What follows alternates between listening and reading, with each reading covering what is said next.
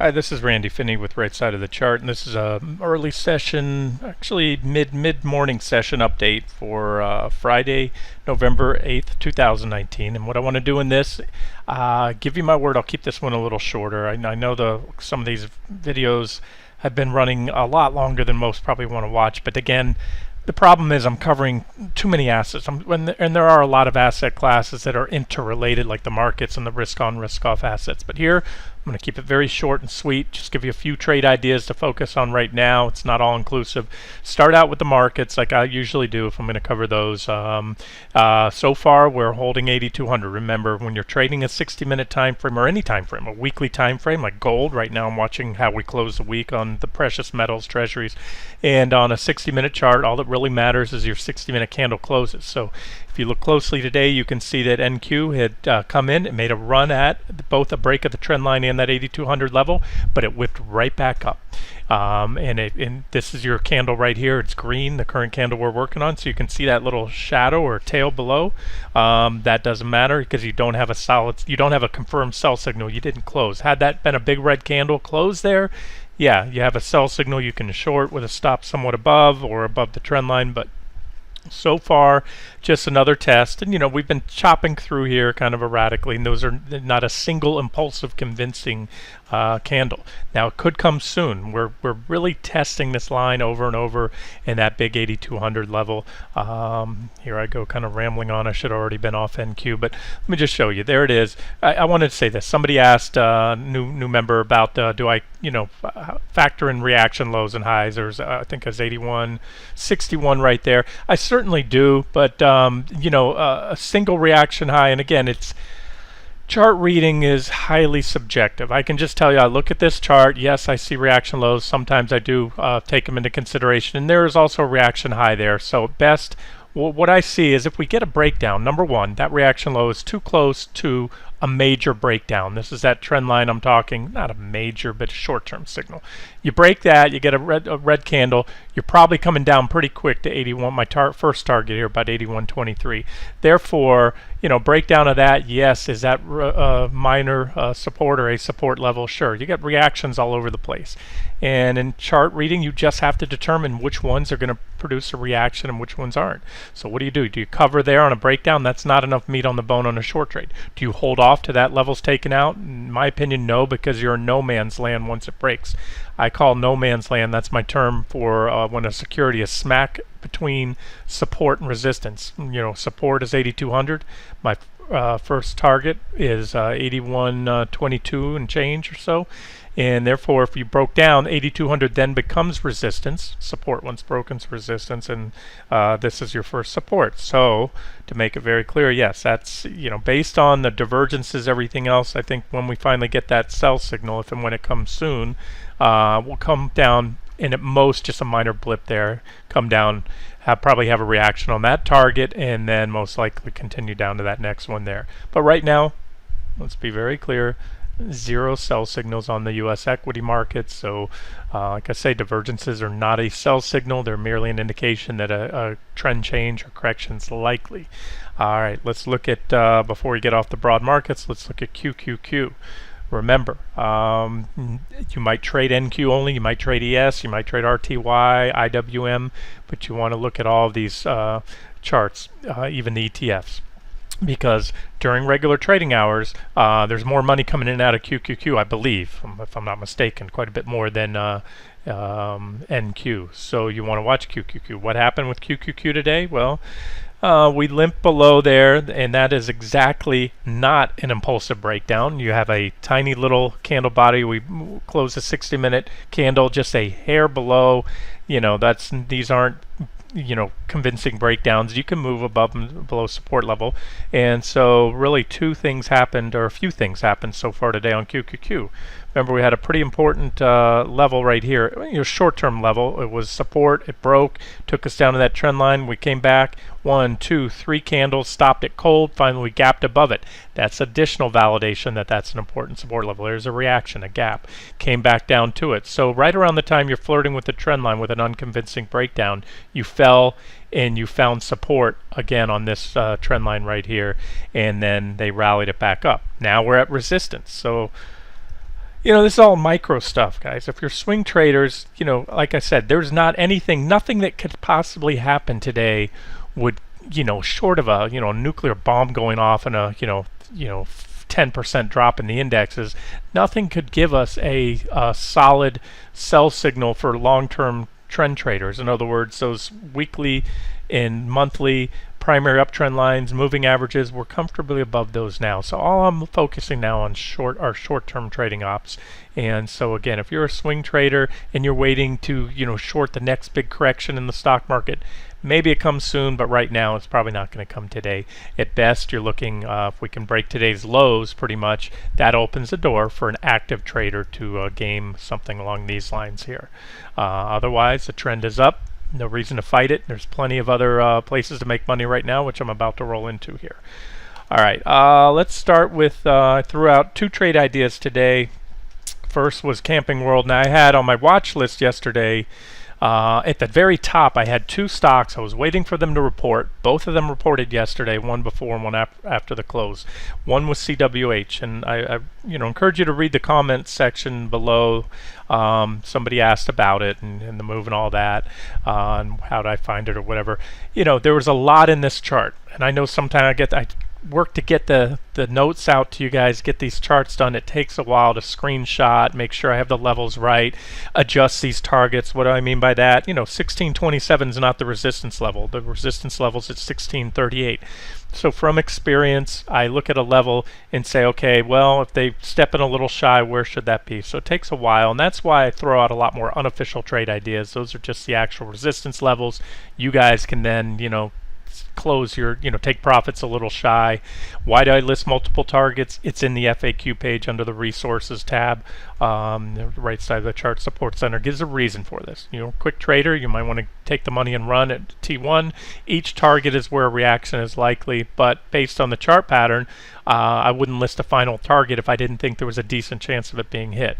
So basically, to recap, and I've answered this in the comment section, I watched this. I've been watching this one for a while. It broke out right here, actually, on October 28th. But it was exactly what you don't want to see on a breakout. It was A, not impulsive, small, little, tiny candle. B, no volume to confirm it. C, I know the company was going to report yesterday, so why take a breakout immediately before they report?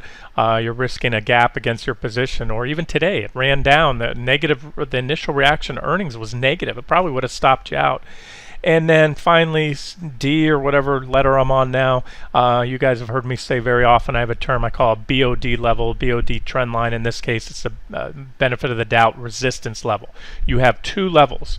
You have a very well-defined downtrend line, which was taken out, but just above it, you have a very important horizontal resistance level, around 10, 1015 or so. It's this big gap right here. Gaps are always a level. Another reaction on that level.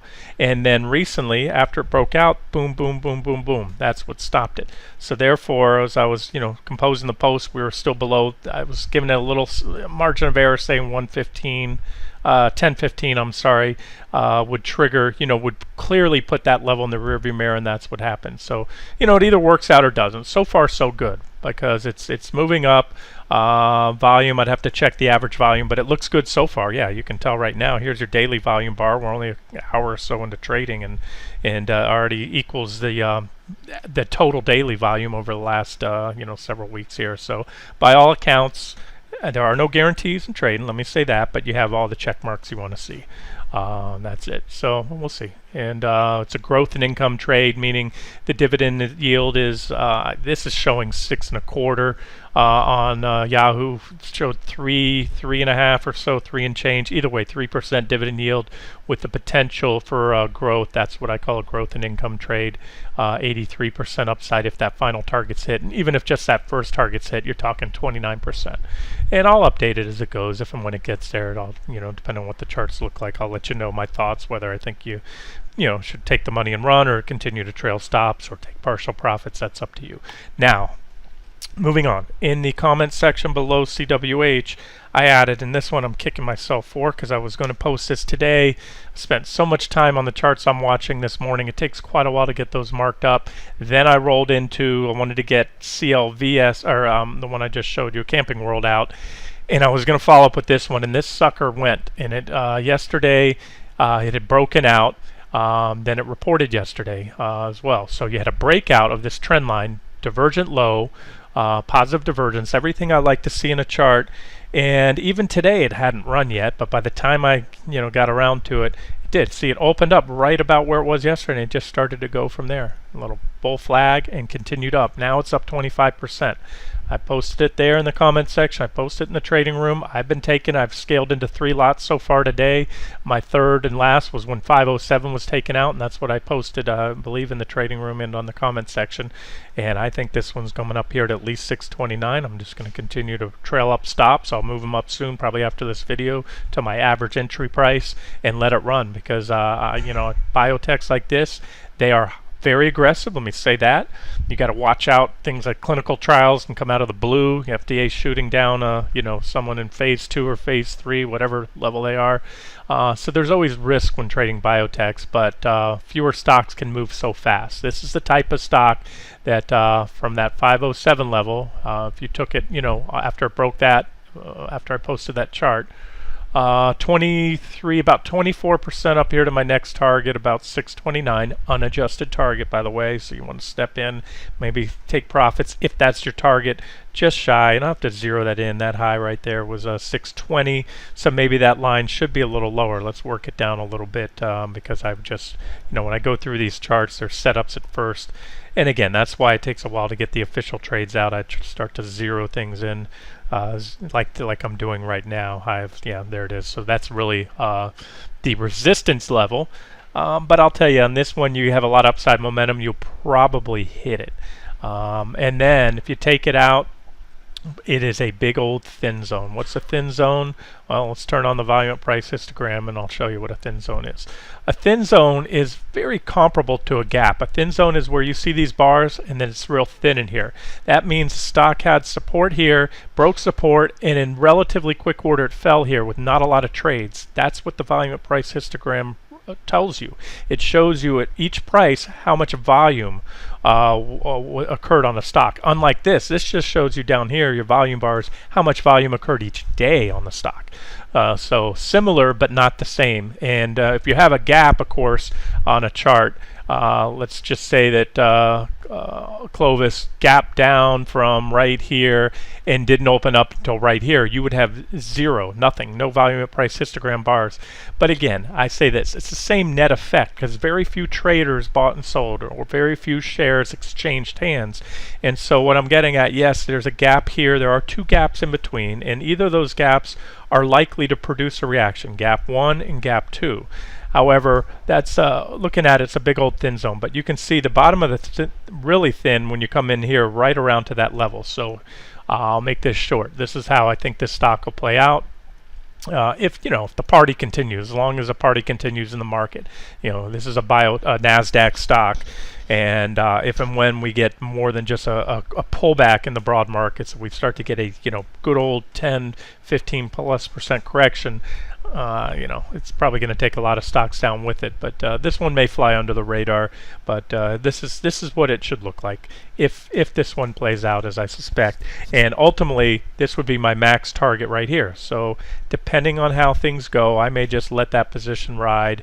We'll see. We'll see what it looks like here. Whether I'll take some off the table, and if I can get an objective entry, I'll try to add this one on. I hate to chase it now, and again, I am kicking myself for not getting that out even yesterday or in advance. That's what I should be doing here. Where'd my volume price histogram go? I need to turn that off. Hold on. Okay, so moving on. Just if you pull back here to 507 and it holds, that would be an objective level to add. Or now it just broke out with a stop somewhat there. A worst case scenario would be a pullback here to about that $4 level. That's where it gapped above the trend line the other day. But that's a pretty big down if you got it. So it can kind of tough to make an objective entry here. other than a pretty tight stop. You know, if you give it under 507s where I had that support level, so a little under $5, that's not too bad. You're talking about a 30-cent give back on a stock with potential to double or almost triple from here if things, if the charts continue to play out. Let me just look here. Might have, yeah, we do. Here's another trend line, and what I'm going to do now is give you a target. I told you that midpoint, that little cluster of candles in there may come into play. There's also a gap right there, so you can put these lines on your chart, and we'll see. We'll just have to assess the technicals as it goes. Otherwise, maybe they'll fade this today. That's why you use stops. These biotechs can run and they can turn around and go the other way fast. All right, other trade ideas. Back to Camping World. I wanted to just show you guys, where I found that, where it came out on my radar. Somebody asked. It's actually the sector. When you go here, let's see, watch list, sector watch list, recreational vehicles, right here. This is what I was looking at here. Interested. I've been following a lot of these. I need to float this. Hold on one second. Get it off here and move it to the side. Watching a lot of these stocks looking okay. This is MPX, Marine Products Corp. They make boats like, I don't know if your boat or Robalo is one of their big brands. And they fall into the recreational vehicle categories. Again, they just lump boats in there. Obviously, boats are not RVs, but they're in that same category because it kind of fits. Economy is flush with cash. People are buying RVs and boats and toys like that. So it falls into this category. There it is. Breakout right here. And we have another trend line coming up here, but it's a bullish chart. It's a bottoming looking chart. It also, when I look at a lot of things like this, it tells me, look, if this chart plays out, maybe the economy does have another leg up in 2019 or 2020 and beyond. Either way, we'll look at this one, trade each stock individually, but right now it's done nothing but bullish price action recently, and I just wanted to point it out. Maybe I'll add it as an official trade if I see an ideal entry. But again, the key points here, just like back here, that was bullish divergence and wasn't marked all the way. Divergent low, and you had a big rally there. Right here, positive divergence, falling wedge, breakout, took out that 13 or call that $14 resistance, and you have another trend line here that would be bullish with the next target or resistance there, and then some potential targets there. So a nice looking chart. Let me show you a few more. I'm just going to rifle through these. LCI Industries, here's an example. I talk about trading ranges a lot, and you can see one there. It had a trading range, had a break to the downside. That was a false breakout, and maybe we'll get that in gold if gold drops out here to the bottom of the range recently, or in the next week or two, and then it went back in the range and then finally had an upside break, and that's the one that stuck. So this is why you don't get married to a trade. That would have been maybe an objective short at the time. I don't know. Looking at the chart, this thing was coming off a divergent low back here. It was a pretty constructive chart. But I'm going to move on because I don't see a trading op there. It's a trend trade. You want to get into it and just ride the momentum. It just broke out of that trading range. It might have more upside. But to me, it's just like the stock market. People keep asking, why aren't we long? Why aren't we buying the dip? It's not my kind of trade. If I don't see an objective entry that I'm comfortable with for a swing trade, I don't have to fight it. I don't have to be against it, but I don't have to join it either. That's my thing with the market. That's why I'm just looking for short-term trades right now. Pullback, the next trade being a pullback trade. But if you're a trend chaser or trend trader, things like this or the stock market, go long, buy it. And just, don't fall in love, set your stops, buy the dips, and, sooner or later just know that the trend will change, and that strategy tends to not work, especially when you have a lot of overbought conditions and other things I've talked about recently that warn of a likely correction soon.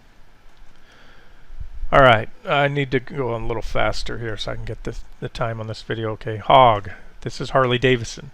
There's a big old wedge right there. There's your secondary wedge, your smaller wedge, breakout back test. Nice looking chart. Ran up to the secondary downtrend line, gapped up. It's kind of been hovering there because it's got a lot of resistance right here, about 39.82.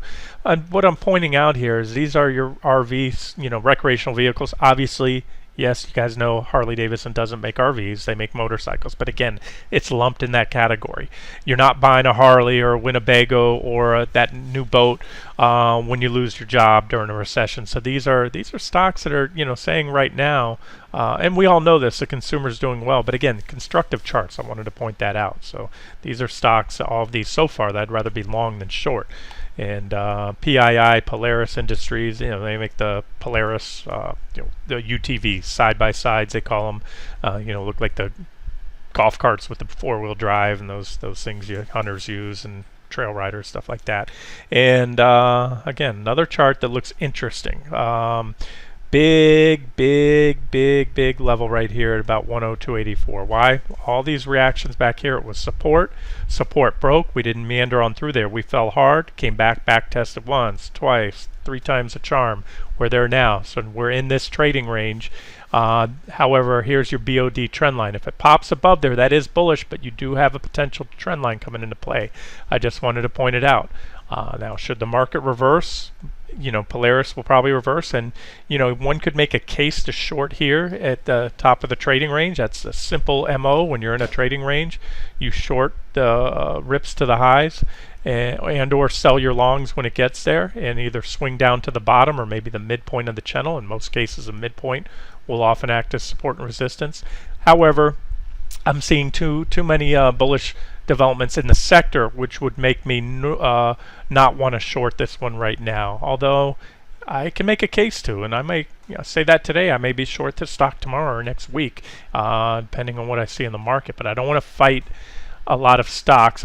You haven't seen a lot of short setups from me on individual stocks. You've seen a lot more longs because the market has been resilient and trending higher recently. So therefore, I'm just sharing these setups. But there it is, some resistance there. There's a trend line that could trigger a pullback trade on a short. And where would I target at minimum?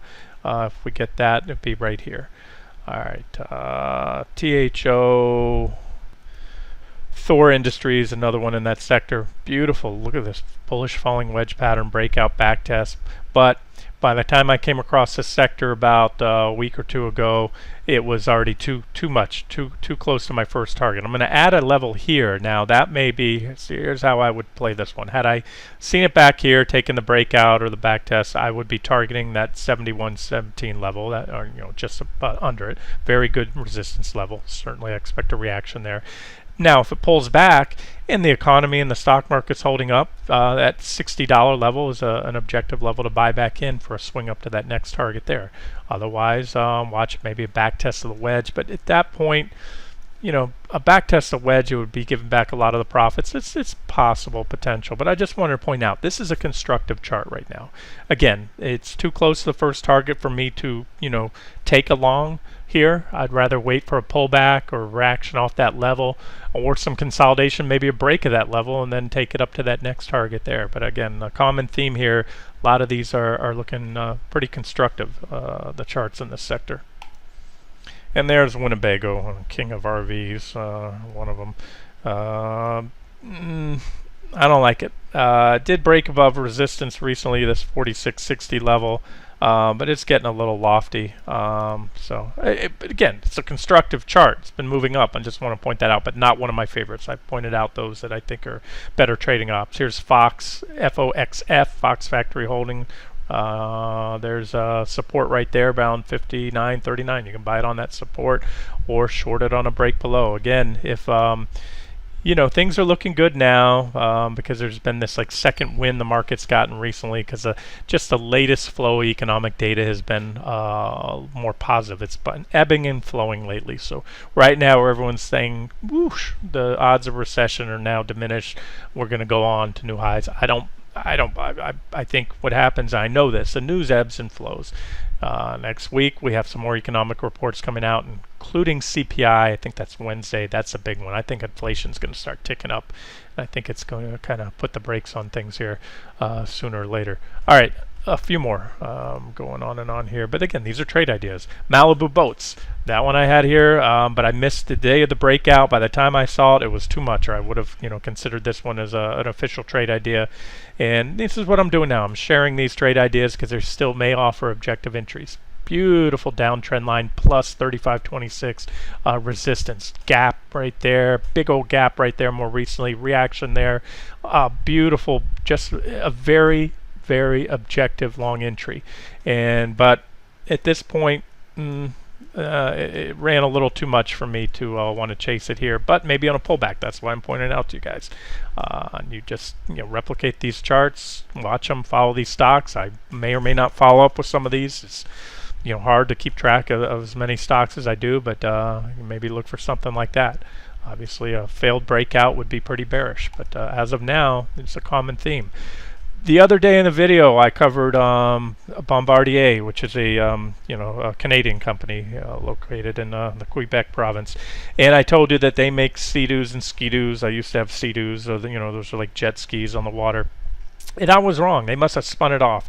That's BBD.to for you Canucks up there. If you trade on the Toronto Exchange, on the whatever BBD, where is it? BBD. .b.to, that's Class B shares. And I mentioned nice breakout of bullish falling wedge. And for you Americans south of the border, I mentioned, what was it? Bombardier, BD. No, which one was it? Hold on one second. Here it is. Okay, so if you trade in the U.S., they have the same company lists their shares on the U.S. exchanges. That's BDRBF.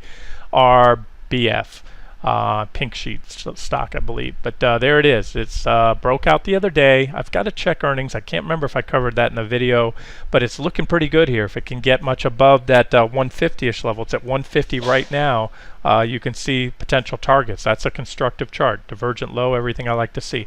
Now, what I was getting at is in this sector, I told you they make Ski-Doos and Sea-Doos. They used to, but they must have spun off this company a few years ago for their recreational products. So I think Bombardier makes the planes and trains, or planes and bigger equipment, and then DOOO is BRP Inc. I think that stands for Bombardier Recreational Products. They make the Ski-Doos and Sea-Doos, the snowmobiles and jet ski type things. This one's in that same sector. That's where I came across it.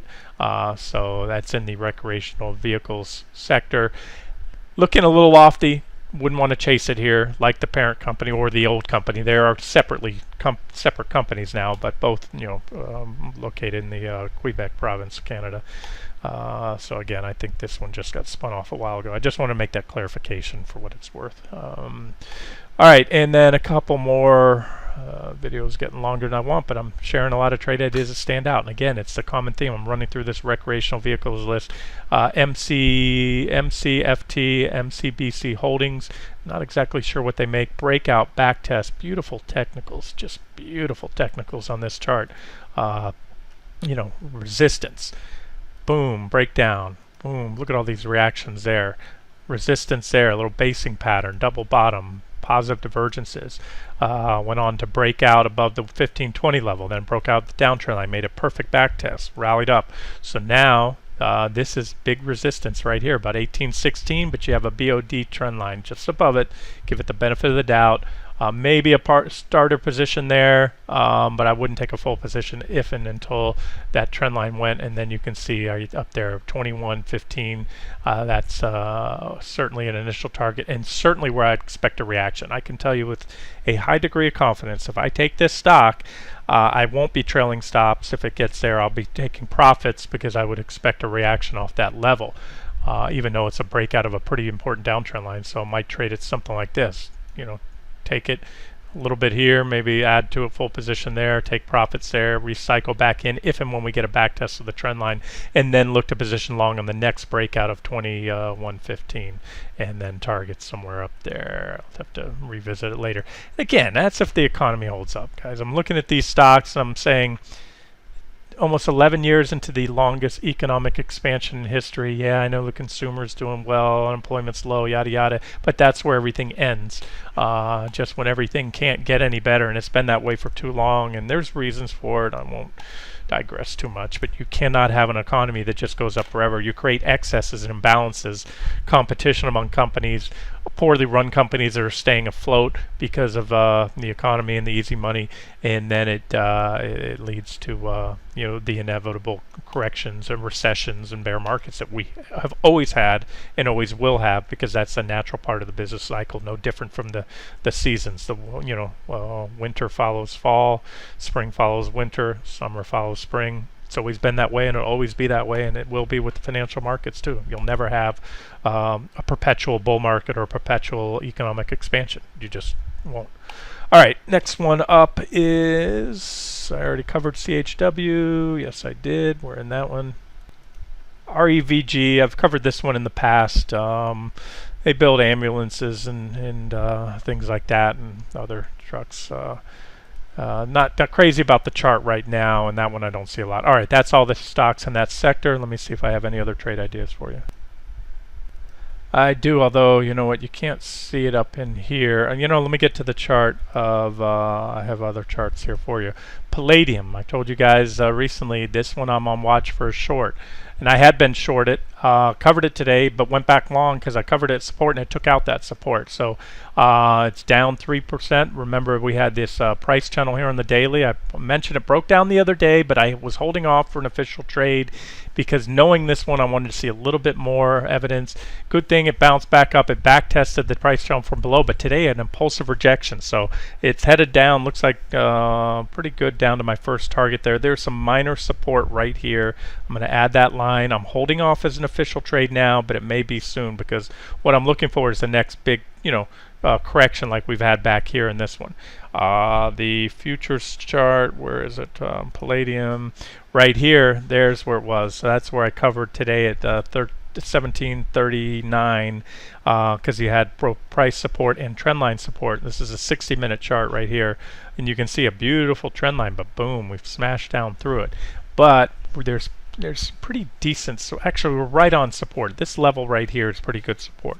So I'm throwing it out there for you guys following it. We're trading it, and I want to see just a little more evidence. This one, like I said, has been extremely resilient, and I'd like to see just a little bit more evidence before I add it as a swing short. But if you're looking where it's probably headed, especially if it can't recover that trend line soon, just like gold, silver, I'm kind of giving them the benefit of the doubt.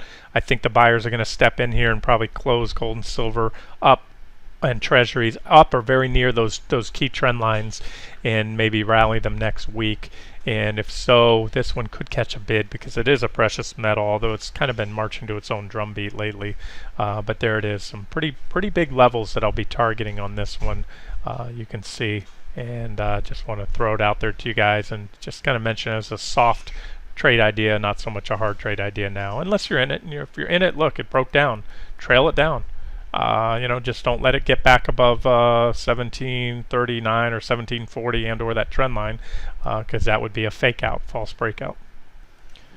Crude, all right, well, crude I showed you, broke that trend line. I did an update this morning, went down, hit this next target here, 55.75, and it's bounced so far. But again, it's put in this divergent high. It'd probably come up here. If you want another shot at it, another objective short entry if it gets back to 56.88 again. Otherwise, probably going to work on down here to this uptrend line like I showed you in the scenario earlier. So that one, it's an unofficial trade, but it continues to play out, as does natural gas. Natural gas put in the breakdown. This is where we shorted right here on the breakdown of the rising wedge. It's moved lower. This downtrend line so far has contained it. So if you want a pretty liberal stop, I'd say this downtrend line right here on NG, or that 288, 283 level right there. That's resistance. Even though we popped it once, that was on the inventory report, and it's kind of fighting hard for the top of the gap. It's odd. It got about halfway into the gap, and recovered it, but yet it hasn't been able to build on that either. So I'm still favoring another thrust down. I left the official trade, the degas trade, even though we hit the first target, I'll leave that second target there, and I'm trying to extend this trend line. So if you're in this one, don't let it get away from you, because natural gas can burn you. If it decides the correction's over, it's going to take off. But as of now, I'm still looking for a move down here to that 272 level, and quite likely and quite probably that uptrend line come in for another reaction there. All right, let's wrap it up here. It wasn't the short video I promised you, but again, I actually rolled in. I got off on a little tangent and wanted to cover all those, the developments that I've noticed in the recreational vehicle sector, the boats, motorcycles, and RVs are pretty much what we looked at, and those UTV, vehicles, side by sides. All right, we'll wrap it up here, and if I see anything else, I'll get it out to you guys as soon as possible. This has been Randy Finney with Right Side of the Chart. Hope you enjoyed it.